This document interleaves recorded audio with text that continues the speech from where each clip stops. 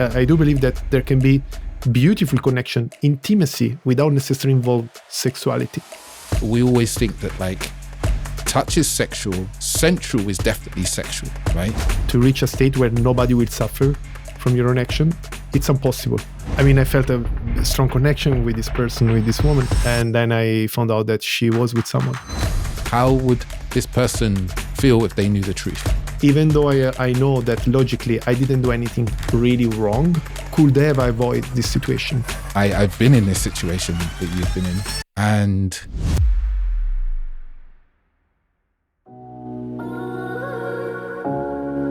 welcome to the Authentic Man podcast. I am your host, David Chambers. This is a podcast for men who want more and less from life. More deep connection, more emotional intelligence, more self-awareness, and more great sex. And less heartache, less conflict, less overthinking, and less stress. Creating dating lives, sex lives, and relationships that are incredible and authentic. My deepest goal is that you, the listener, can take away what you hear in this podcast and apply it to your life so that you can experience greater happiness, transformational growth, deeper relationships, and profound sexual intimacy. I believe that as men, we are capable of so much more depth than we are shown or led to believe. So join me as we get deep into this.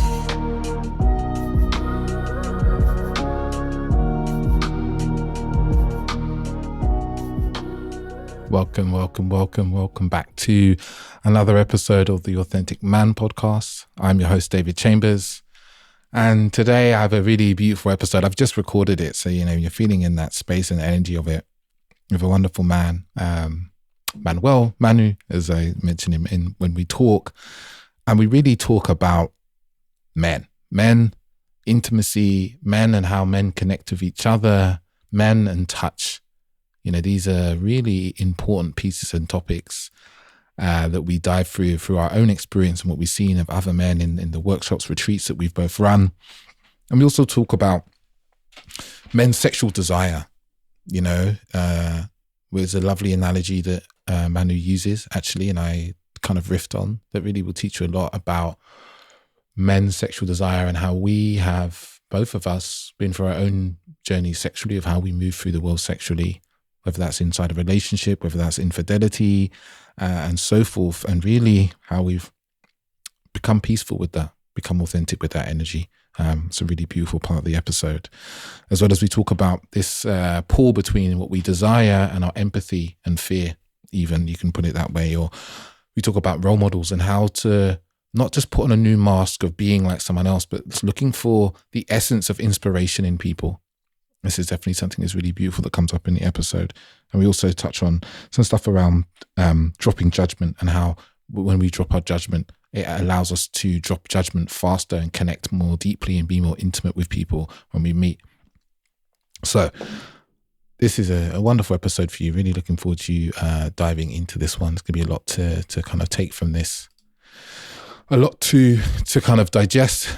If you enjoy the episode, feel free to send it to somebody, actually. Send it to a man who could do with this information, with this learning around intimacy, around connection, around dropping judgment. Don't be shy, pass it on forward, share the love, as we like to say. But actually, it can also create a wonderful way to have a conversation with a man that you know around these topics, to deepen your friendship or your intimate connection if you're in a relationship. It can be a wonderful tool for that. It's something that me and Orsa did in the early days of our relationship. A lot more than we do now is share podcasts together and listen to together. But without further ado, I will let you jump into the episode. Listeners, and back with another wonderful episode. And today we're going to talk about various things. I don't know what we're going to talk about because I've realized that I keep saying this at the beginning. Well, I know, but I don't. I have a wonderful guest, a man who's I've been following for a while on Instagram, and I love his gentleness. I love his leadership. I love the way he expresses himself. I love the way that him and his former partner would express themselves about themselves and their relationship. And I really loved reading his posts about his work around men and intimacy in men's circles. And I've been wanting to get him on the podcast for a while. And I'd like to introduce you to Manu. How are you doing today? Oh, I'm very well, David. Thank you so much. Beautiful introduction. I feel honored to be here. Thank you. Yeah. No, it's my pleasure. It's my pleasure. I always love to start because I know listeners love to find out about guests and who they are and what they're about as people. And I'd love to know, what it is you do now, how you describe it, and what was your journey to do this work? Well, yeah, it's a beautiful question always. Also because the more I go in my own journey, the more also this story takes different shapes. It's not always the same story. It may look like, but without getting lost too much into details, this story comes from a past where I felt I was, nowadays I can feel I was very disconnected from my healthy side. And since we are talking about men's work, I can straightly say from my healthy masculine. And how did I know that? Because now I see I was driven a lot by this sense of needed to show to my own idea of masculine community, which basically is my own mind, how to be a better man, how to be a real good man. Mm-hmm. Good for me was in that moment translated with successful with women. I'm sure that many people have different translations in their unhealthy side, but my unhealthy side was mainly about that. So coming from a distorted part of my personality, of course, didn't lead to lots of beautiful things. It leads to lots of pain for me, but especially for others. Because I was going right and left. And even though I felt I was a really great friend and have very strong ethic, however, I couldn't see in that moment. I was so blind on the really bad ethic I had towards myself, my own body. I disrespect my own body and other people. Women, other women. And so that led me to so many uncomfortable stories and situations. I was cheating a lot on my partners, long-term partners, and without them knowing it. And that cheating things was actually something that I started to be more self-conscious about, because I was seeing that how much energy I had to spend on it, and hiding and lies. And there was this call more and more for myself to don't live in lies. So I was a very, very, and still am, honest, loyal friend and relative, worker. But there was this but that made me feel so uncomfortable with all the good feelings I had in other fields, but not with women. And so I started to inquire, moved by this sense of seeking the truth, because I really felt a deep call to live truthfully. So why I was lying there? And at the beginning I thought, maybe because I'm just not able to communicate, I want to go with other women. So let's shape the relationship in a way that can be allowed. It didn't work very well, because still I found myself that I was lying to myself. Basically going with, have sexual intercourse with women that I didn't feel really proud and happy about it. To not because anything wrong with the woman, but there was clearly not a true, authentic connection. whatever it means, and we can explore even what does it mean, right? And I think we will go into that also. But there was a feeling of that doesn't feel right. And also that I was not really saying the truth in order to achieve that goal that was simply have a sexual intercourse with this person. So all that led me to research inside myself, and eventually through my travels, and now I can speed up. Through my travels, I met different people that I really felt such a strong connection that they inspire me. And I told about women, but especially some men, because then I could relate it more, that they were living in a way so free. I felt that sense of freedom they had with brothers, with women, and not really having all this sexual urge, and still have a beautiful intimacy with women, sexuality, but not with women in general. With women in general, but sexual intercourse, like there were more, not necessarily just right and left.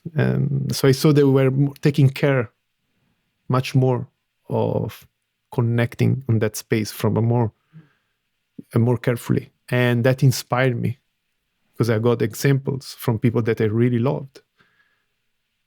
But I couldn't find that people where I grew up, because it was a totally different kind of environment, or at least I didn't find anyone who was inspiring me. And so by traveling, that helped me a lot, meeting these travelers. And then I discovered the spiritual world, and that helped me to get beyond the intellectualization of this research and go into more feelings and connecting with spirit. I know may be a very metaphysical word, but this is part of my language nowadays, and work to connect with that spirit and less with that mind. And this also helped me to develop more intuition for what is good and what is not good for me without needing to justify it. And that led me to see all these patterns, realize my relationship with men and women improved. Doesn't mean that it's the best ever. I mean, it is the best ever nowadays, but doesn't mean it is. It's done. There is so much to work, right? It's always refining work. But I mean that for sure, this kind of unhealthy behavior, it's not as heavy as it was before. And the reason I say as heavy and not to say it's not there at all is because I do believe that we always, all of us, all humans, we always have that seed that became unhealthy within us. And doesn't mean that we need to live on stress that, from one moment to another, it will take over again. No, but just we know our weak spots, and we need just not because we handle for a few years to have the illusion to get rid of it, doesn't mean that we will not have any more that weak spot. We just need to take care to reinforce all the things that keep that weak spot in its place, because it can come out sometimes in different ways than before, for sure. But I can see how it can come out. But I see it much more in advance before doing damages. Yeah. And so now I feel called to not only do this for me, but especially to help other people, but brothers in this case that we're talking to, that feel the call to have a support, to be a support for them for this transformation in different ways. Yeah. I love the story. It's in many ways it resonates to somewhat my own story of I'd never really looked at it for myself, and I'd looked at myself with like disrespect to my own body. But like hearing you describe it, I don't know what your situation was, but for me it was like seeing it was like having sex with lots of people without much feeling and care, sometimes not necessarily using protection and things like that, and then being in a relationship and cheating and lying to myself and lying to other people and hiding it. And I guess in that is self-abuse. It's like a form of self-abuse. We put ourselves in situations that are going to cause either the potential to cause us harm or that will cause us harm, whether that's physical or whether that's emotional or mental harm, because we then have to carry like the thoughts about ourselves, knowing that if we've cheated, then we carry that like, I did that thing, I've hurt somebody else. And that kind of thought loop there that often really hurts us, because I think often when we talk about people talk about cheating, there's a lot of finger pointing at the person doing the cheating, but there's not much consideration for the hurt that the person doing the cheating is causing to themselves, their own soul, their own body, their own mind. Yeah, I totally relate with that. I think I love what you say, that it's a point that need to be shared more, not to justify the person who is cheating. And this goes for everything, right? Now we talk about cheating, but when there is this victim-perpetrator dynamic, we obviously, naturally, we humans tend to have more compassion towards what is perceived as the victim in that moment, and anger towards the perpetrator. This is natural, but it's not okay for me, because it can't just be like that. Doesn't mean we don't need to take measures to protect, let's say, in that case, a victim from the perpetrator, to protect other people eventually from perpetrator actions if it are really, really bad and harmful to society. However, once we took protection, yes, we need to know the perpetrator, maybe even not aware of it, but it's clearly in pain. It's clearly his action, his direction are coming from a distorted place. I don't believe any human do anything bad on purpose to someone else just for the sake of it. It may sound like, it may look like. I do believe that it's our soul, our authentic expression of our soul, of our higher self, if you want. It's never violent. It's never. That's our personality. And it's our duty, whenever we understand that, to find a way to that soul speak, to come out rather than our distorted personality. I think this is everybody's life work. At least this is my perception. So it's a compassionate approach. Mm-hmm.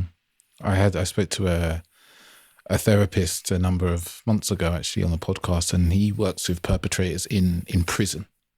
So he's often working very closely with people who are in prison for very serious crimes, some of them sexual violence. And he talked about a very similar thing, is actually the perpetrators are often, they have been victims at some point in their life, and that they are struggling and they have pain. And the thing that he was involved on was a lot about giving compassion to the perpetrator. And he said it's not a popular thing in our society to look at the perpetrator of crime, of murders, of sexual assaults and rapes and go, hey, like, what's your pain? Let's talk about your pain.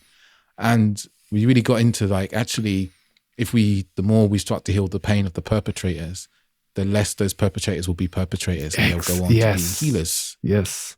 This is, for example, the approach of one person that I really inspires me on that, Gabor Mate, and Dr. Gabor Mate, and has this compassionate approach. And he says this, like, exactly this, like, if we approach in that way, there will be much less violence. It's counterintuitive.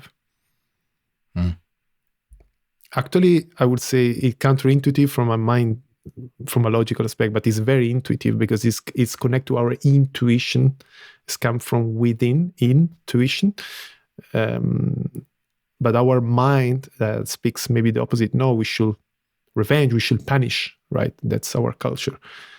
But again, I'm not saying we should justify. I'm not saying we should let people do the bad they're doing. We should stop them if they can stop. We should confine and be sure that other people are safe. But once that is assured, we can start a dialogue in a compassionate way.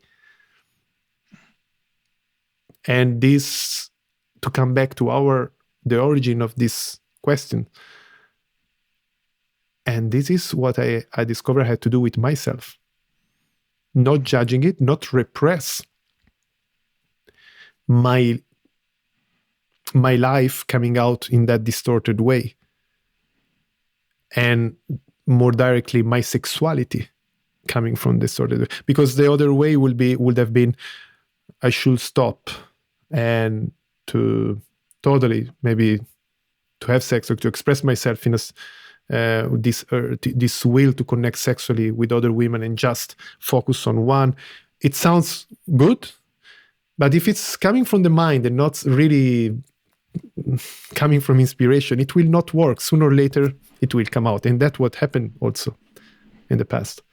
So it's rather, okay, smoothly find the way in, if necessary, at the beginning, some repression, but I like to see that sexual energy or life energy as a horse, which is wild, and it was very wild, mine, and it means not taking care of the fences of others, just jumping other fences, breaking things. And I could admire my ego watching this horse, admiring for his wilderness, and also be probably in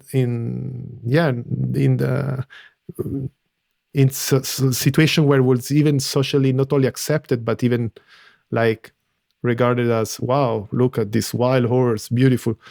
But then I start to be my self-conscious, as I told you, and see how this horse is actually creating so much problems around. So what I do, I can just take it, put it in the stall, keep it close, say, you don't go out, beat him. And this is repress our own sexuality, right? It's one way. The other way, as I told you, is to admire it and justify, say, oh, but this is beautiful, it's life, come on, it needs to go. But the middle way, it's like, okay, I need to tame it without violence. And funny enough, my father is a horse tamer, and he learned a method to really relate to horse without violence. And I think there are so many relationships between what I'm doing and what he's doing, because we had a dialogue about that. Like, me too, I'm taming horses, like my own horse, and I teach people inspire people how to tame their own horse in the best way possible, without violence. And then, yes, sometimes we need a field where everybody's safe to let the horse go wild and and this can be, a consensual field if we talk about sexual energy with a partner or sexual partner in this moment. Everything is safe, so you can run. Why not?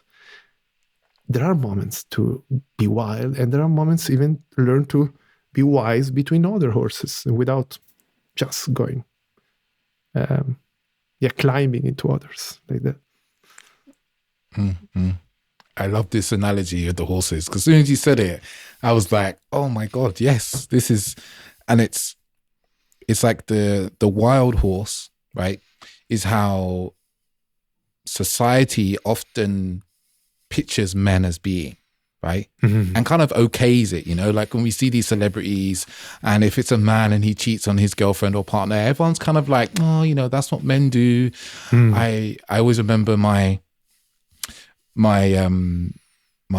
mother got married to someone, then stepdad, when I was 8 years old, and then she later found out he was cheating. And my grandmother said to my mum, this is what men do. Yeah. Just accept it. This is what men do. And it's this idea that society often, and it gets conditioned into us in different ways through movies and TV and stuff. It's like, oh, men are wild horses. Like, women are even taught, oh, that's how men are, you just kind of accept them, and women become the kind of, the trampled fences or the other hurt horses, because they see these wild horses, these wild stallions, and they're like, oh, that's how they are. I can't do anything about this. I have to just accept what happens to me. And like what I'm really hearing you say is like, well, no, actually, this is harmful. It causes trauma and pain to other people. And the horses themselves can take note of their behavior and go, oh, wait a minute, this is also not good for me, being wild in this way. And we can come in and do work to tame our sexuality instead of letting it just be run free and cause havoc in our lives and cause pain to ourselves. We can start to like bring it in and look at it and go, why am I doing these things? Why do I like run up to fences and kick them? And why do I see other horses and I want to like hit them and things like that? Like, what's going on there? Why am I trying to climb on every female horse that I see? What is it in me or how I feel about myself that's causing me to act like this, when I can see there's some other horses out there that are just enjoying the meadow? They're with their one horse, they're communicating well, they're accepting of themselves, and they maybe, we start to see some emotional stuff in us that's at play, some stories and patterns that have been at play from our past generations before in that. But it's just that we don't have to accept the destructive wildness, but also it doesn't have to completely tame all of our wildness. There's a wildness that can still exist in certain containers and fields where we know that it's welcome and it's safe, but actually to also bring a level of kind of tameness and consciousness to ourselves as well. Yeah, I think one question now could be that some people may ask at this point is like, but if this is my nature and I love doing this, like why should I do that in the name of maybe other society vision, which is to be a nice person, Mr. Nice Guy, maybe. And so like some people may feel that will be more denaturated to, let's say, follow it along with our metaphor of taming the horse. But again, it's not just being a nice person, being a good person, because I know there are many people that get identified with this wild spirit and don't give a fuck the world, and I break the rules, I don't care if you're hearted, is your problem. And also in the spiritual field, right? And can be like own your own triggers, but that can be a mask. So we should be able even to distinguish what is something that is coming from your truth and when you are lying to yourself. And I think we all know inside when it feels painful, when it feels forced, when it feels like we keep on having hard times with our relationships, especially intimate relationships, relatives, neighbor, mates. If there's still keep on coming things that are very hard, and it can't be that they are full and we are just the cool one. One feedback, two feedbacks, maybe they're wrong, but if your life is keeping giving you feedbacks that your behavior is really hard to other people, you should start to ask yourself, is this really the world I would like to live in? Is this really the world I would like my children, if I will have children, anyway, my nephews or my friends, to live in a world where there are people that don't give a fuck if you suffer because of their actions? Now, I'm not claiming that to reach a state where nobody will suffer from your own action, it's impossible. I say that to reduce that to at least the action that are coming from your own truth. And this is an invitation for the people listening to me first. And so that is a good way, a good compass to not just reduce the pain, but to live a fulfilled life, our own potential. Because ultimately, it's not necessarily about being good to others. It's like being good to yourself, like achieve things that you can't achieve. And I talk in the sense of satisfaction, fulfillment with life, and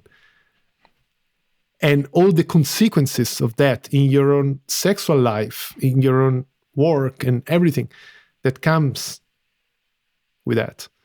That's what I'm talking about. Not necessarily just not being a good person to others.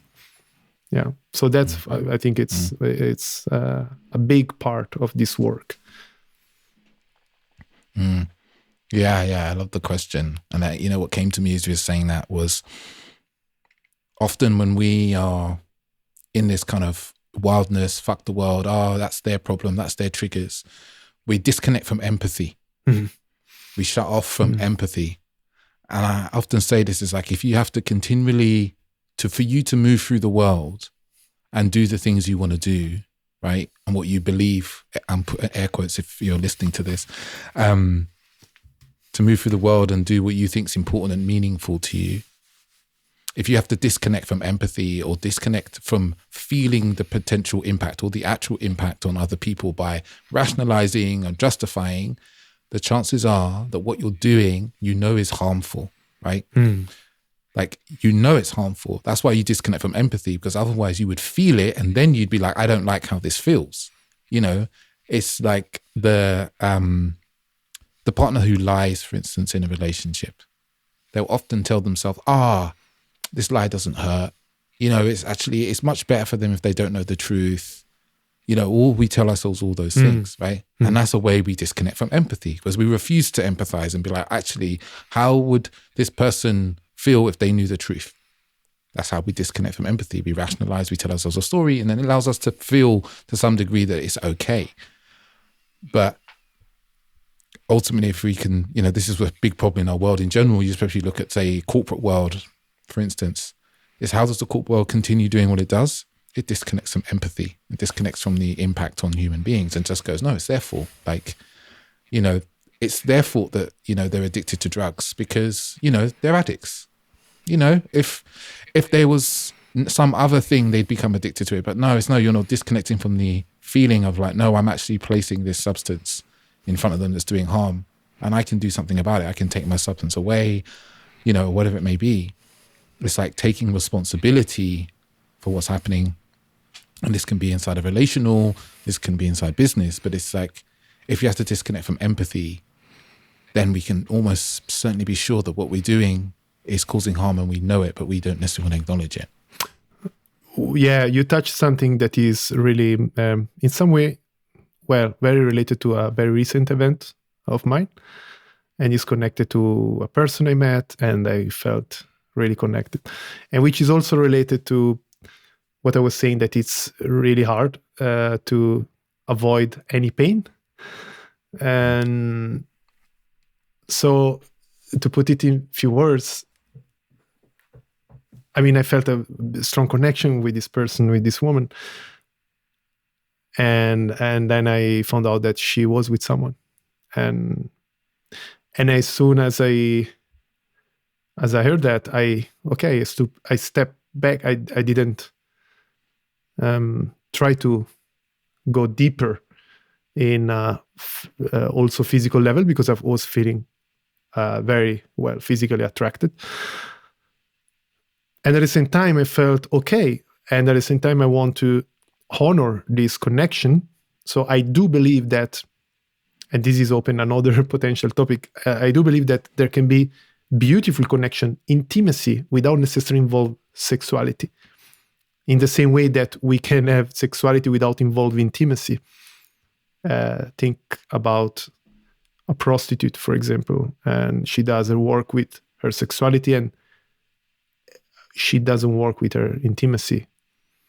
At least for my definition of intimacy, is a connection really from within, from the soul to soul. And so I felt I want to get along. I want to get along with that, and yeah, and we did, and I was quite respectful of her boundaries. And even though, anyway, she told me that, she was going to a hard period with her partner. So why I'm saying this? Because in one way I could say I could maybe have been more empathic, thinking not just with this person, but with the third person that was involved, and think he's going to a hard time with someone else. So he's going what sounds like at the age of a breakup.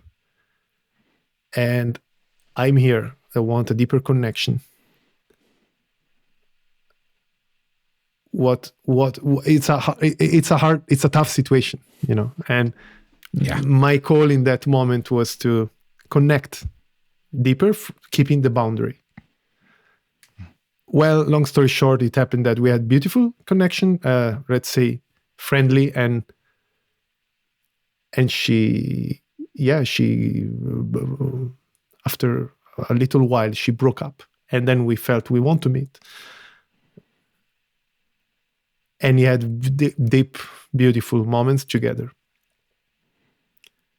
But then after, she went back. In this very short time, she went back to him. And I felt hurted in some way, because I would have liked to have something more, because I was feeling like, wow, beautiful. What happened? Why I'm saying all this? Because I actually received a call, from her partner, and he was angry at me, and he was basically accusing me to be the cause of the pain and the splitting and me manipulating her and lots of things. So why I'm saying this? Because first, I'm not saying now lots of details where I try to manage this situation on always, which is my new standard nowadays, to give always an exit to the other person, being very careful to say, we don't have to do this, we can do this, and give different options, the most light and the deepest, and empower the other person, take the lead in some way, but empower the other person to choose. This is my new way. Before it was like my way, one way, I will get there no matter what. And nowadays it's more like in a situation like this, I was super careful to create the most conscious, and at the same time, honor also my need to connect intimately with this person. And I did anything I think it was in my tools and power, communication tools, to really make it as smoothly. And it actually did. It looked like amazing, perfect, smoothly. I received amazing feedbacks even days after from this person. And yet, when she came back to him, he was angry at me. And so for me, the question was, okay, even though I know that logically I didn't do anything really wrong, logically, because I sure I did the best possible to respect this person, could have avoided this situation that now I am, where there is someone in the world that is hating me. It's okay, we can't be liked by anybody, and again, we can't demand to not have pain in the world, but there is any part of me that could have been done better. And I don't have the real answer, because the alternative was for me to say, take care of her also from my side, not just trusting her yes, her full body yes, as she told me, but maybe considering another person that in the moment I didn't want to consider it, of course. Because say, okay, that's her story. If she's managing that, I trust her. But should we leave that trust really to that person? Could have done differently? I don't have the answer, because of course for him is yes, I could have done differently. But no, not necessarily, of course, because also I honor that, and I want a world where two people consciously and consensually connect And there is no problem about that. If it's coming from mutual consent and from a soul to soul, which what I felt, honestly, genuinely. And at the same time, I know that we don't have such word.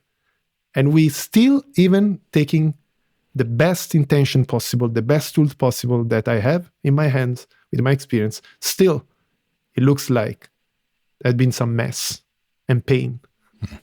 Because of me, I don't want to say this, but I'd been involved energetically, we can say, into someone else's pain. And of course, I don't want that. But look how intimacy also can. So we need to learn, because if this situation happen also with the best tools possible, what can happen without these tools? Much more complicated and sophisticated situations. And yes, this balance between our desires and wants and the pain of that could be caused by pursuing those. Right? And there's this, it's not just in, it's that, it's like, okay, if you had completely brought his experience into your field of thought and feeling, then how do you, I'm just kind of speaking, there's no kind of answer here, but it's like, if you bring that completely into the field of like, okay, I'm going to think about this person and how my actions could impact this person, because it's a third person that you have no connection with, there's part of you that could go, okay, me and this woman here, I'm not going to have anything to do with you because you have a partner, and if that changes, then please come back to me, because I don't want that person getting hurt. But there's also a side, there's also a reality where, actually they break up, right? It doesn't work between them. Yeah. And you and her ride off into the sunset. And he might make that call to you in that reality, and you're like, okay, I understand, but she didn't want to be with you anymore. Yeah. So I didn't cross anyone's boundaries. And it's always this balance between your desires and the potential pain it can create. And I don't have an answer either, because I've been in this situation that you've been in, and it's very difficult to decide how to move, because we have our desires, and maybe as a woman you're connecting with, and she's also like, yeah, I'm enjoying this friendship or something, and you're thinking these are the two consenting adults that matter, because that's where the connection's occurring, because you think, okay, they're consenting, I'm consenting, okay, this is cool. It's very hard to know, those other third and fourth parties that things affect, friends of friends, an ex-partner, all these things becomes a lot of variables. Yeah, too many variables into the picture. So of course, at a certain point, we need, to trust also the other person. I mean, we can't just think only to the other person, of course. And at the same time, I was having this conversation with my ex-partner, trying to, feeling what is there not to learn about. And because with my ex-partner, we have also this kind of conversation still. We're very friendly and confidential. And we kind of agree that there is a moment of very sensitive moment when person shift from a relationship. It's really just after the end of a relationship. And that moment that her partner, I call it like I'd been taking advantage of her emotional weakness, which I found it kind of an insult to that woman, because I mean, but I mean, she's also an independent, smart and person, and the person there should ask in first instance why she found herself there, like, because he's part of that too, right? Can't take away himself from the picture. However, we can add like the empathy, to come back to the empathy, could be also like, because I felt her grief was obvious. She communicated to me together with the will to stay with me, at least in these moments, to really connect deeply. was also this grief, and I could feel it, and it actually was a kind of turn off for me. Turn off in the sense not against her, but like my sexual feelings, because I felt like, and that was empathic in one side. I feel like I can't just, I'm not interested in just take this person. I want to dance with this person. I want to go towards the moon with, and if there is this grief, I can't do. I mean, I can't really connect authentically, and I felt that indeed. So I understand that it's important to feel also on our side, like, is really this the best moment to take out the most out of this connection, for as much can be consensual, for as much can be really inspiring, but also being empathic with, like empathic, it means feeling, no? Connecting with the feelings of this other person, and the feelings were not, there was a mix of enthusiasm and grief, which actually, it doesn't sound perfect, doesn't sound the best to connect on that space. Yeah. So maybe if I would have been, I don't know, more empathic, I would have stopped before, but at the same time, I think life is perfect, and I not try to say if I did say anything wrong, but just with you to explore what happened if we try to be more empathic, how our behavior will shift, what are the thoughts that can come on being more empathic. And I think it's more about reflecting about this rather than find out what would have been the best solution, because there's no solution to find. At the end, everything is perfect as it is, I believe. But at least we can take it as a teaching to learn something more about ourselves and about others. Yeah. Yeah. And as we were talking about this, I said it like our desire versus empathy. It's like almost, I'm thinking, because you mentioned nice guys, and, I spoke to Robert Glover, lucky enough I speak to him from time to time. And I always think of like nice guys as like, they are over-indexed on empathy, right? They're not taking action because they don't want to cause any pain to anybody, because they're like empathizing beyond what they really need to, or we call it empathizing or thinking, it's a very fine line for them, right? They're thinking about, if I was to try and talk to that girl, I might offend her, so I don't want to go and talk to her. She's in a bar, or she's, in a coffee shop. And they're like deep in that, the feeling and empathy that's holding them back. And then you've got the other end, which is, we were talking about the wild horse, is like the wild horse is just like running across the street and stopping the woman and saying something lewd and potentially sexual, where it's like he's so in the desire of what he wants, he hasn't even thought about the impact and how they feel. And it's like this, it's like a dance, isn't it? These two ends of this spectrum. It's like, okay, to be men who kind of go after what we want in life, and not just sexually. This can be in our relationship and in our businesses and every aspect. Is like we have to find a balance between these two ends of this spectrum of like, because we want to go after what we want, if that's a relationship or goals and so forth. But like that empathy, and fear kind of comes into this, because it creates, the empathy sometimes creates a story that's not really real, is actually one of the kind of the juxtaposition, the dance between these two, and finding the kind of middle path where we're taking action towards our goals, and we're taking into account like how that impacts other people, ourselves, our futures, but still moving forward, if that all makes sense. Yeah, the common point of these two extremes is that none of them, Mr. Nice Guy, Mr. Wild Horse, are living authentically. Because Mr. Nice Guy, it's someone who's afraid of showing something of himself. It's a mask. It's someone conditioned, all of us, but this is another mask, is a Mr. Nice Guy. And which is more obvious actually, the unauthenticity of Mr. Nice Guy that try to please everyone, than the Mr. Wild Horse, which because it's showing off all his aliveness, may have perceived as authenticity.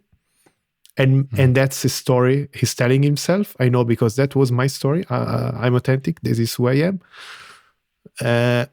Which actually was not, because it was a full expression, not from my authentic self, but again from another mask, because then I understood that I was doing that in order to cope with my feeling not man enough, or basically that. And so both of the extremes that you mentioned are not coming from authenticity. So the work for me that is most important and I bring back to our common work, which is working with men, for me, it's not working with masculinity necessarily. It's work, because even that can be an hijacked road, because then masculinity for whom? So that who is saying that you need to be more masculine, and related to which values? And there are so many questions there. So I'm not dismissing working on the masculine, because that's what I did also myself. But that's not the thing. Can be just an exercise, a stretch, or something. But the root is always work on our authenticity and our own authentic masculinity, our authentic feminine, masculine and feminine. The alchemy of this within us will come as a consequence on if we keep an eye on our gravity center. And the gravity center is our authenticity, our self, our soul, our heart, however you want to call it. But I think that is the base of the work. And from that, then we can work also masculinity. We can work in, I don't know, whatever, tantric exercise and spiritual. But if we are not centered on our soul, in at least try to understand what does it mean, this authentic thing, if you're not trying even to give an answer to that question, any work we do is useless, because this will be just another mask, just another shade of our distorted personality. Doesn't matter if it looks like you tame your horse, doesn't matter if you look like you have better sex in your own standard of sex.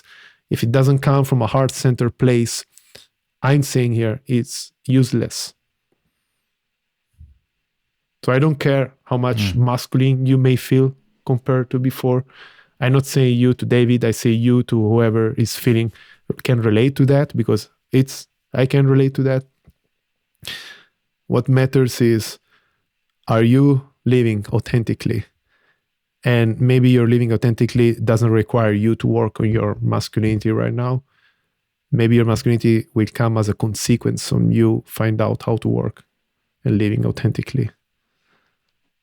And then you will find your own middle way without too many calculations. I feel you. And you know what you said about the mask, is like we put on this mask of masculinity, of, I need to be man enough. And to be man enough, I need to go and conquer a lot of women, right? Or that mask might be for some men, I need to make a lot of money, right? Or the mask be like, I need to be in control, I need to dominate, I need to, there's many. But what it is we're putting on masks based on what we think other people will perceive us well as. So if I put on this mask and people look at me, they go, though he's man enough now. David's the man. He's man enough. Like, I had a thought. It's like we grow up, and I grew up in East London, so I grew up listening to a lot of like rap and hip hop music, right? And when you don't have any male role models around to show you anything and to really talk to you like I did, is that you absorb the music, you absorb the way the musicians act, and you're like, well, these men are successful, so this is how I need to be a man. So it's like you absorb the misogyny, you absorb the obsession with money, you absorb the talking about goods and material things. But all you're doing is taking all these different layers of masks. It's almost like you're taking little slices of masks off these different aspects and going, put it all together and go, this is the mask of being a real man. And we put it on and then we move through the world with that mask on. But we don't stop and go, what's in my own heart? What's in my own way of being that is both connected to me and connected to others as well? What does inspire me? Yeah. Yeah, exactly. And that inspiration can be very confusing because we can call inspiration the desire, but desire is not necessarily inspiration. The desire come from fear. Often it can come from a need, but very like neediness, not just a need, but neediness, which is this perpetuating of like try to cope with this lack of something and that we need to cope instead of just accept. And while the inspiration, it's something different. It's really that call, like effortless call to go along with something that may be uncomfortable, but we feel really belong to us. And this is, I think, one of the most overlooked things in the world that we are, like man's mentor, coach. I perceive that there is so much more voice into connecting with a role model that looks cool, rather than find your own inspiration into that, find your own ecology, your own organic growth into that.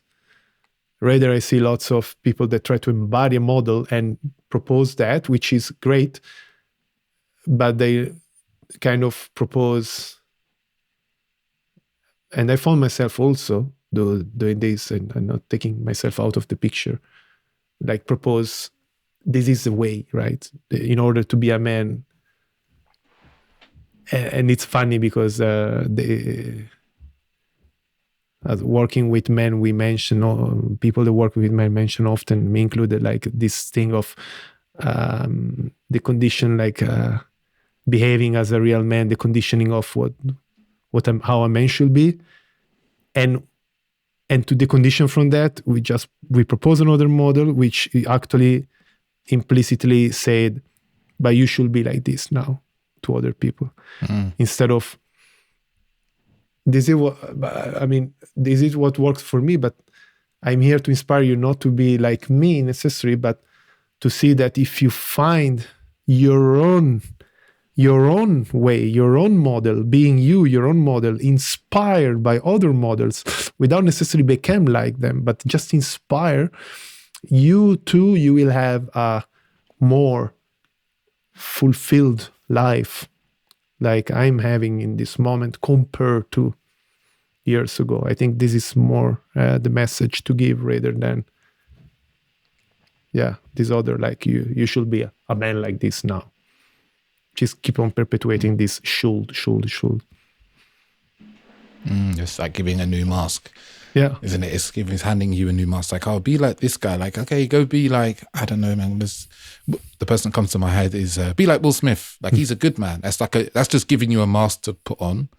That's different from, my one was the mid-90s, early noughties hip-hop, and go, Will Smith's mask. But what I'm hearing you say is, like, instead of taking the whole frame of who someone is as a role model, being like, that's how I need to be, is actually to look at the things about them that inspire you. And, you haven't said it, but like what I'm kind of hearing is not necessarily the surface layer things, but there's like an essence, isn't there, that inspires us. Like maybe with Will Smith, we love his expression. We love Will Smith's unbound expression of expressional range, right? Of joy and sadness, of tears, of courage.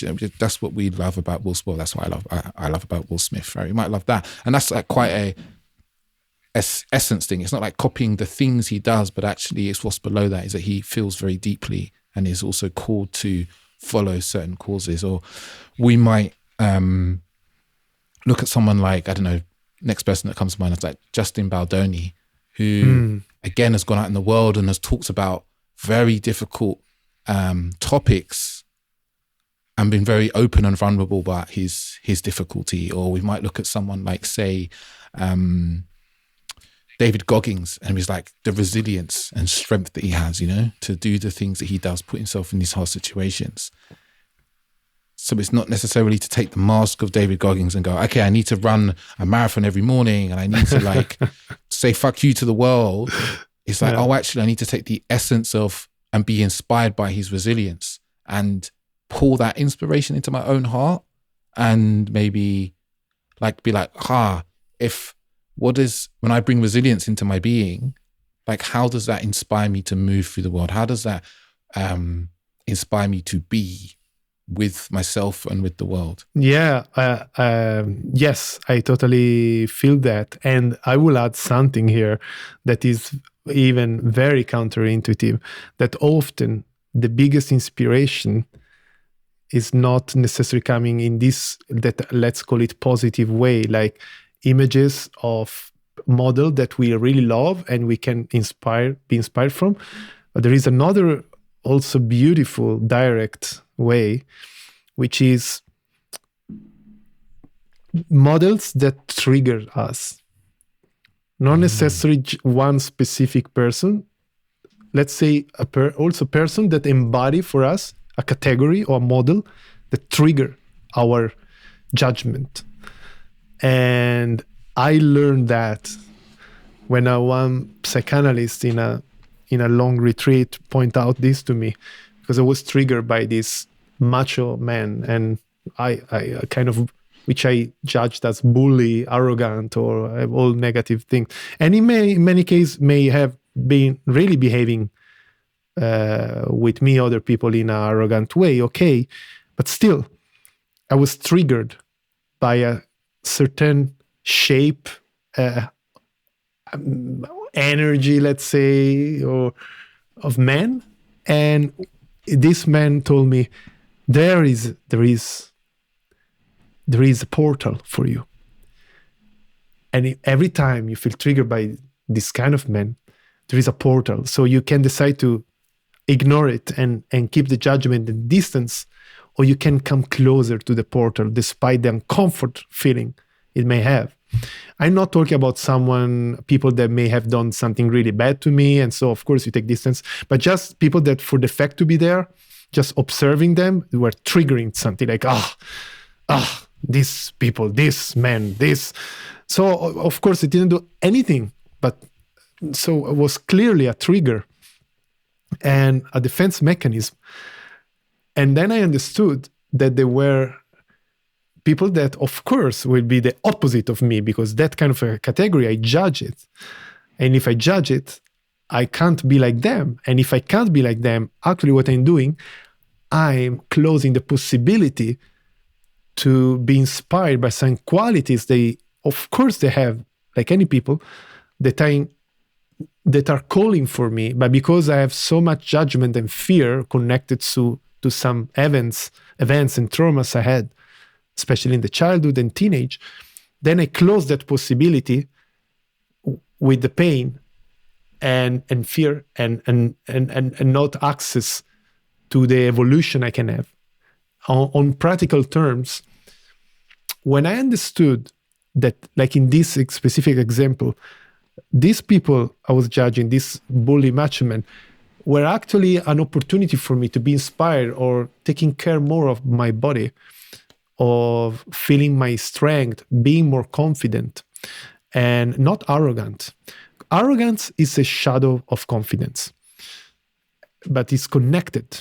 So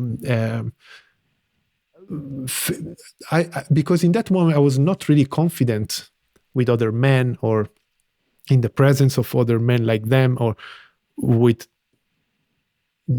I was hiding my confidence behind some behaviors. And so I could feel that I was triggered by the confidence of these people, by the discipline of these people, because to have a certain body, you need discipline, which I didn't have. So if I was triggered, it clearly, there was a part of me that was calling me was called to be inspired by the discipline, to embody it. But because I was dismissing that, because I had been bullied and I'd been scared by this, what my mind saw called like this category of people, I didn't allow myself to get access to these qualities. Otherwise, would have mean that I would become one of them. But once I saw that, not only I started to have a better relationship with these people, but especially with myself, and I transformed. And they were no bully anymore. They were people with their shortcomings, same as me, in a different way, which I could have be inspired and ask things. So the tool there, because I want to give away a tool here about this, it's like whenever I felt triggered, okay, not whenever, but sometimes, just go to that person and ask questions and say hi. And maybe it can be about, what is your routine? What do you do? I feel inspired by, and even if it goes against what you would like to say, but to open, and you will see this person that at my eyes, for example, it was arrogant, open like a flower, looking forward to share things and have beautiful connections. And that also gave a sense of freshness and freedom from all these ideas and thoughts, and feeling connected, and actually developing also an intimacy with people I would have never dared to think I could have intimacy with. And it's amazing. And that made me feel better, more confident, more connected even with myself, with other brothers in general, and with women also. In some way, yes. Because it's all connected then. Yeah.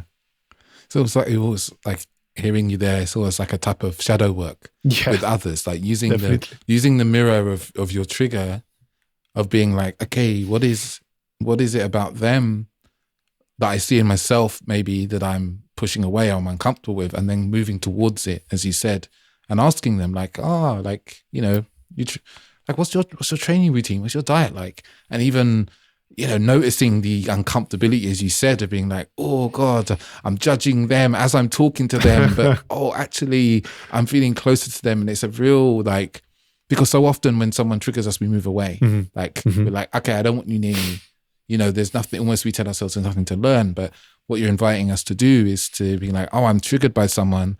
Let me move closer towards this to learn and be curious about this human being, about what it is about them maybe that is really triggering me, that's about me, that's not really about them.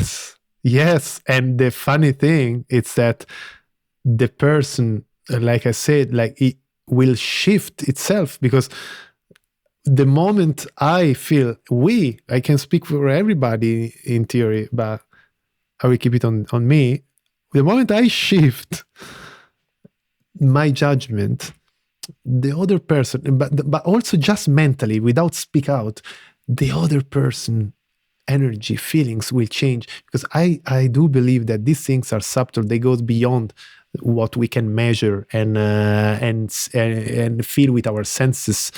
It goes beyond words. Our relationship with others reflect our inner world. There is no outer world, basically. Now, I don't want to become too much metaphysical, but to come back to this example, if I feel someone that is actually behaving, I can justify me judging him because, well, I can see how he's judging me. I can see how he's not even looking at me. I can see, but what if this person is feeling the same? Like, oh, I can feel him, he's judging me. I can feel. What if your mind could be perceived, in a way that he's not even conscious about by his body. So that means that if we change our thoughts, our mind, the other person also will shift because we'll feel like more welcomed. And this is what happened when we go generally asking to these people that we feel triggered from some, maybe, ask for suggestions or give them a possibility basically to interact with us and be recognized on something, and they will feel that, of course, they're not judged. Otherwise, we will not ask this. They will feel recognized, acknowledged. They will feel welcomed, a connection with another brother. And I do believe that we all suffer for a lack of brotherhood, a lack of intimacy with other men. And again, I'm not talking about sexual intimacy. I talk about connection, soul to soul, self to self, higher self to higher self. And in that moment, this is happening. And there is a shift. There is a shift. I had just one brief example when I was working as a cook in Sweden, and there is this colleague of mine that I couldn't really get along with, and I was justifying this, saying, "Oh, his energy, I can feel his energy is not really welcoming to me." But the funny thing, again, is that me, by saying this, I was not really welcoming towards him.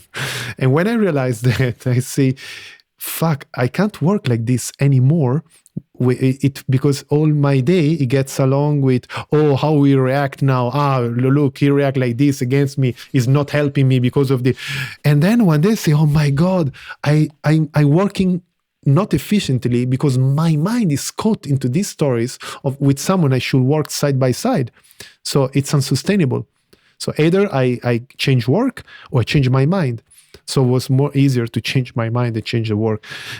And the day I decided that, I remember was in the bus going to work and saying myself, okay, I start to mental list of all the good qualities this person has as a worker, as a human. And of course, there was plenty because he was a professional. And I start to connect only with that. And I felt like, more opening towards him. The moment I felt more opening, I arrived at work. I saw him. I remember he was smiling to me without me saying a word. He was smiling to me like I never felt that smile. Maybe he was smiling this, but I never felt that smile as beautiful as that before. And from that day, we got along better and better together. Just because I shift my judgments without saying a word about it. Isn't that beautiful? Isn't that great? That's amazing. And it sounds so simple, right? To like, I didn't change I refocus my thoughts about someone and my experience of them changes. It sounds almost too simplistic, but I know from my own personal experience and my experience of my clients as well, that this goes a long way of shifting our experience of people because, and what you're saying there is that you had a whole lot of judgment about who he was and how he treated you. And that got in the way, from what I'm hearing you say, that got in the way of you experiencing him in a more full sense. Yeah. And he was obviously also irritated by me. He was objectively irritated by me before. And he stopped to be because I was part of also this. We were feeding each other irritations, but someone has to begin.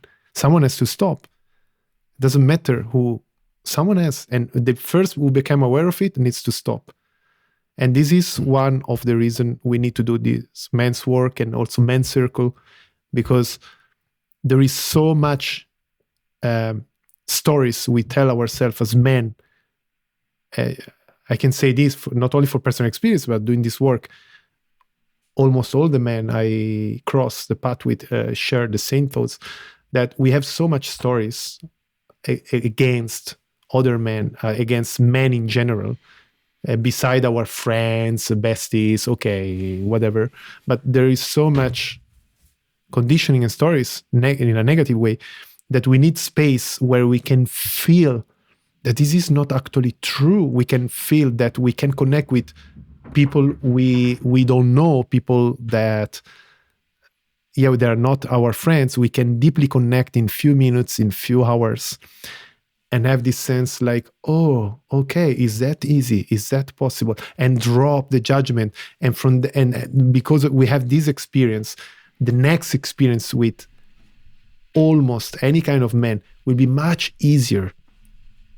And that is, again, working on intimacy between men.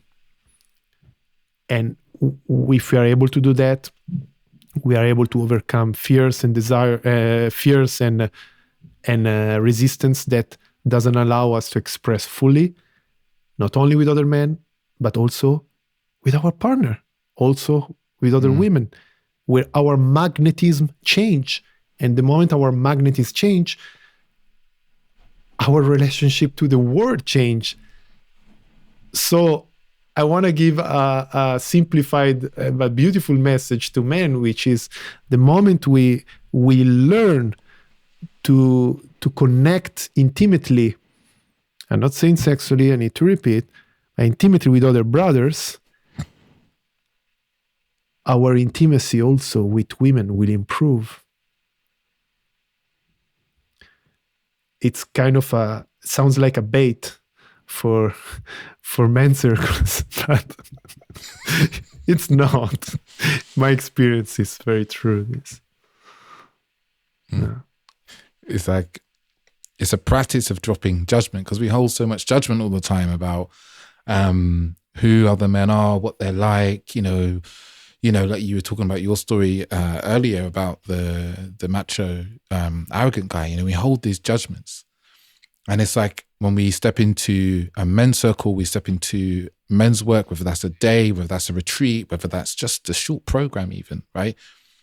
When there's sharing and it's open, we get the opportunity to drop our judgment. So it's like a shutter. We drop it once. We're like, oh, wow, actually, yeah, this guy here who I thought was X, Y, and Z, he isn't those things. And actually he's a really beautiful human being. And I feel close to him because we've connected and I've made the effort to connect. So when we come to maybe another man or another day, we're a bit more practiced in knowing that we can drop our judgment, or spotting that we had a judgment, and we can bring it down. And it is an intimacy, it's a closeness. And I always often feel sad that we have to, when we say the word intimacy, I have to often preface that with, it's not sexual, because this is something as men we are not so well practiced of when we become close to other men and we talk about our lives, because we worry about their judgment, but also the outside judgment. So if you are in a men's circle and it's an in-person thing and there's hugging, some men don't hug each other because, they feel uncomfortable with the physical contact, maybe the fears they have about being close to another man. But those fears, those judgments, they are the things that stop us from connecting and practicing the dropping of judgments and the letting go of these beliefs and ideas. And as you're saying, is that also when we learn to drop those judgments and those beliefs reasonably quickly and practice that also leaks into our interactions with women, where we are able to, again, drop our own mask or drop the judgments we have of a woman and meet her more with our soul, our truth, our heart.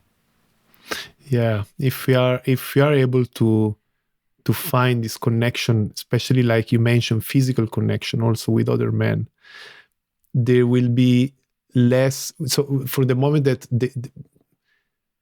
this part of us that needs this physical connection, no matter with whom, there is really deeply, the soul needs to feel this embodied experience. So physical connection, physical touch is very important. And I for many reasons that are personal for everybody, but also a lot culturally, the physical, as men, the physical connection, it's mostly sexual or like agonistic or related to sport, but everything outside this doesn't exist. So if we connect physically with another brother in a way that is not because of sport or other social accepted instances, like a brief hug or whatever, it's becoming, oh, is this sexual then? Because we are so used to limit that intimacy into the field of sexuality. But the more we allow ourselves to explore that in a non-sexual field, especially between heterosexual heterosexual men between them, then there is this part of us that gets satisfied, and we don't need to seek it sexually. There is less pressure on that, which means women that we will interact with will feel less pressure from us, because even if we try to hide it behind a mask or our self-control, very good on self-control, but there is still, how many times I heard women that told me that they felt penetrated energetically. The more sensitive a woman, the more, I don't want to put hierarchy here, but there are many women that are consciously sensitive, and most of them unconsciously sensitive. So every woman can feel much more than a man if there is an intention of penetrate them, not just physically, but also energetically. And if there is this urge to connect physically, that will be felt so much. And instead of be attracted by that, it will close, because they feel like, oh, wow, this man is coming with so much neediness of physical touch that if I only open sexually to him, my God, it will be too much, and even mindless to be respectful towards me.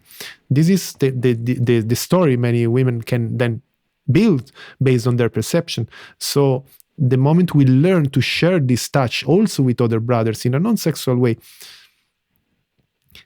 it will be it's pressure that gets released, and it became more harmonic, because our way to connect also sexually with women, in this case we talk about heterosexual men, but yeah. Yeah, it's like a lessening of that touch hunger that we experience, you know, like we've come out of the pandemic, like this, and everyone is working from home, and like this people are looking for physical touch and touch. And if we've lived on our own, and I know there's various statistics about men, I can't remember off the top of my head, about men who haven't had sex for over a year, like the statistics are rising, the number of men who are in their like 30s and are virgins, and all these things have increased. There's this touch hunger that we don't experience as much because our lives are more insular and working from home in front of laptops. And there's a nourishment, and I've experienced this in men's retreats, of being with other men, and there being hugging, appreciation. Sometimes it's a hand on the heart, it's an intimacy through the eyes, you know, it's an appreciation of this man and maybe holding him, seeing him. There's a nourishment that we get as men from that, you know. There's a reason why, you know, I can't get past that. One of the reasons I think men love contact sports is because there's a need for this touch. You know, they want to feel that, you know, whether it's rugby or it's football or it's basketball, there is a nourishment for men in those spaces of being, you know, in those cases they're in battle, you know, they're in war, you could argue, you know, if a sport is often, you know, against two teams. But even when we come together, there's still a nourishment for touch and being close to one another. And sport is one of the obvious gateways we can get because it's socially acceptable. But actually, we can start to create opportunities in our lives to create more of this touch, this non-sexual intimacy, non-sexual physical intimacy with the men in our lives, whether that's our fathers, our brothers, our friends, and even strangers. And that will nourish us in the hunger that we have to feel touched, to feel intimacy with potentially women as well. Oh my God. Yes, and I want to push it further than what if we go from what we called it an intimate touch, like non-sexual touch. What if we go to a sensual touch? Then we play with a gray area. I know, like sensuality and sexuality can be connected, and they are connected, but they're not the same thing. Like sensuality is connected to the pleasure of the senses. And in this case, we talk about touch. It's like a touch that it's with the intention to give pleasure and made in a way to give pleasure. So it's not just a hug, which is pleasant, but the intention of a hug is not to give pleasure. I mean, it can be a second intention, but it's not the first intention, like a pleasure, more emotional pleasure. We talk about physical pleasure, right? And that also, I mean, this is something that I experienced that is, I think is still a taboo to have physical pleasure from men, heterosexual, like between heterosexual men. Because then pleasure, even there, pleasure is very, very connected. Pleasant touch for us is very, very connected to sex in the way we had been educated. But what if you get a massage? It's okay, no? Until the massage is quite focused on muscles and strong. What if the massage start to become very light and feather-like from man to man? Then is normally a no-go. Because, hey, what are you, where are you going with that? Are you trying to, because we had been educated to do this if we have the intention to, if we have sexual intentions. So our touch starts to be smooth and sensual. But this is also the problem why many women don't want to be touched by just men, or maybe they have fear of being massaged, because I'm also a body worker, and many women can be afraid to be touched by a body worker, a masseur, and especially many men, they don't want to have a man massaging them, but a woman, because at least if it's pleasant, they're coming from women's hand. While if we shift that, again, women as men, I know that women will feel safer because I know I learn how to detach my sensuality from my sexuality. And this is something that is not measurable. So it's not scientific, but it's empirical. It's felt by so many women. How many recorded conversation I have, recorded in my mind. How many conversations I had with women that they told me they could feel from the touch of a man the intentions behind. It doesn't matter if you touch it in a way or another. What it matters is the intention. So we go back to the mind again. And learning creating situations where heterosexual men are able to feel comfortable on a sensual touch from another brother, or to give a sensual touch to another brother without going into sexual thoughts. Once we are able to do that, we are able to touch and to play with that in a way that feels safe to the other person. And it's, it's beautiful, right? And it's also transformational for the man, both giving and receiving, because it's a form of, this is also men's work, because between two men and this, and I love how you go from like, there's one bar between men, it's like a touch that's physical, but it's non-sexual. Then you get into kind of the sensual, as you admit, there's like a gray area. And it's like detaching, again, I'm just kind of feeding what you're saying. It's like detaching the sexual thing from it, because we always think that like touch is sexual, sensual is definitely sexual, right? But it's like actually we can withdraw the sexual nature of it by being in our mind that it's a conscious giving of sensual touch of love that isn't sexual, right? I'm as I'm saying this, I'm thinking, me and my partner, we learned to do tantric massage a number of years ago, 4 years ago. And then we went to see a tantric masseuse when we were living in Madeira. It's a wonderful woman there that does tantric massages. And she was like, oh, I don't need to explain it to you that this massage is not sexual. It's a sensual massage that is giving love, it's giving healing. And this is the kind of form of touch that as men we never really learn to give. We know, if we're lucky, we learn massage. right? And we learn sexual touch, and that's kind of it. And this is where I think a lot of men don't realize is like, this is why when you're with a woman, you struggle in this sexual intimacy to bring a range of type of sexual energy, because your pathways of just like this is sexual and this is how sexual is.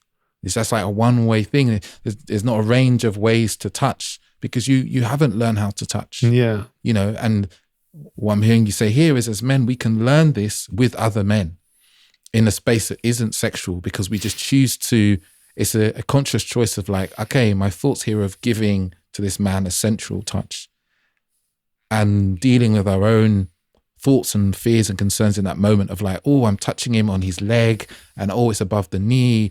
Oh, like, what does this mean about me? And almost in real time, trying that out and being with those, and that is some really important work for us men to do, and actually very simple for us to do, you know, because it is just touch. It's the intention or the thought that we put on top of the touch, right, that really determines what's there. And the fun thing that all men are able to do that with a creature from another species.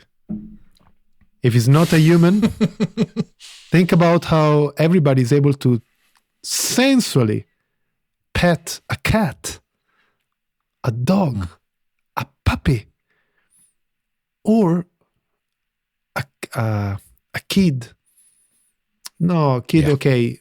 If it's then there are all the other boundaries and limits there culturally. But anyway, let's think about a creature of other species. All man is able to touch it sensually without feel any, with some weird exceptions, but any sexual urge, right?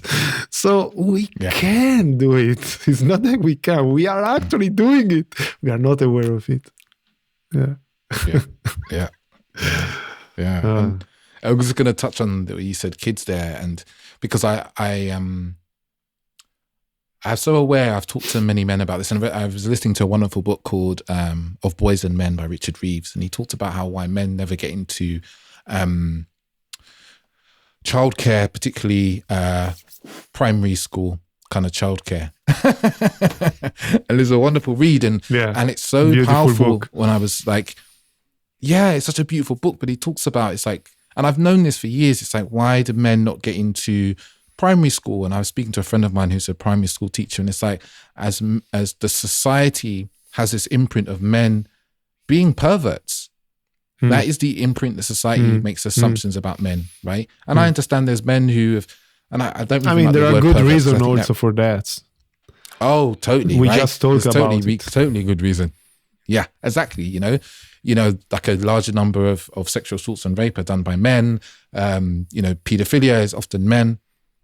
But actually, because that is our first assumption about men when it comes to being with children, it actually robs the children of a connection and an experience of a different side of men that they never get to experience. And some of them never even get to experience that with their fathers, you know, or the family members they have, because of this societal assumption of men and the, you know, we should be scared of men and scared of men's touch. I think there are, again, I want to also say, as you say, there are good reasons of that, right? Because there is this conditioning, and it's better feel safe than sorry, that handle your kid to an unknown person that you don't know if he's capable to dissociate the sexuality to intimacy. However, in a more strict environment, safe environment, we hope, which is the family environment, where we suppose that there are no problems, no confusion between intimacy and sexuality. A father and a son, I think it's the most beautiful gift can be that a father can be intimate, or like giving hug and touching, caressing. However, I saw that there is a big shift going on, because at least in my surrounding, which means the people I get along with that have children now, I see so much tenderness that I don't know if we have ever been recorded in history before.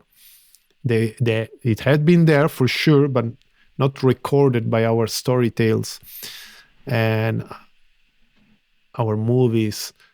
I see there is a revolution coming, and this is so beautiful. That I saw many dads having such a beautiful, intimate relationship with these children. And this is new. This is really new. Yeah. And it's beautiful.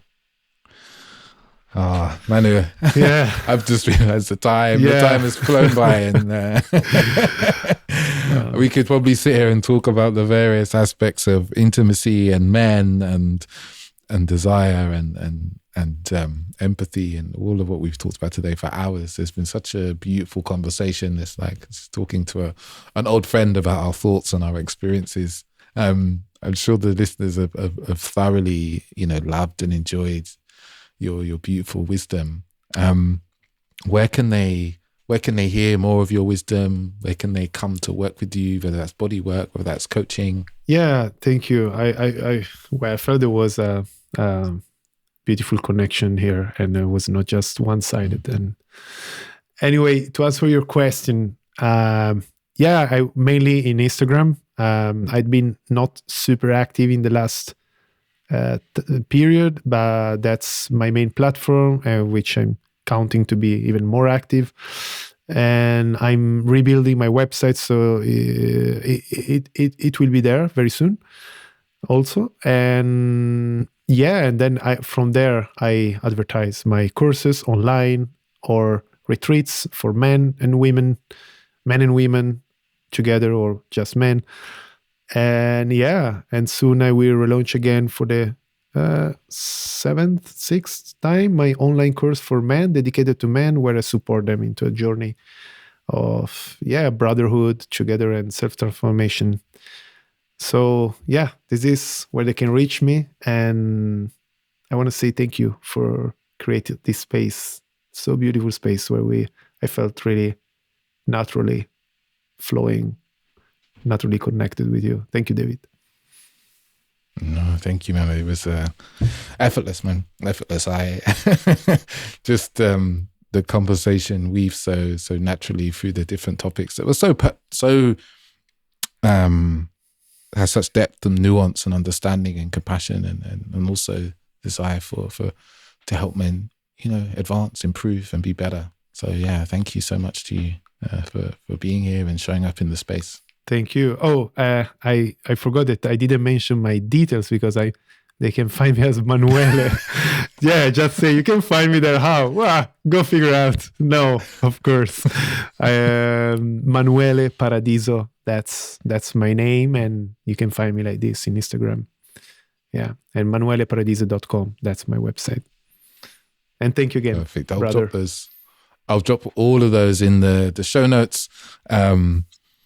If you've listened to this episode, you've enjoyed it, then reach out to us. Let one of us know, what you've taken from this, what you've learned. I'm sure there's many women that are listening to this, and they've learned things about how men feel, think, and can operate that might be new to them. So please do reach out. Don't be shy. We don't bite at all. And it's always really welcome to hear from listeners what they've taken from the episodes. But until next week, listeners, ciao, ciao. I want to say a big thank you for listening. It's people like yourself that really help get the podcast out into the world, especially if you're often sharing the episodes and the podcast with people that you feel just could do with listening, right? Can see a different way of being a man, maybe a different way of having dating lives and intimacy and relationships. So I want to say a big thank you. And if maybe after listening to this episode, you think, there's someone actually who could really do with this, please share it with them, share the love. I'm really, really grateful.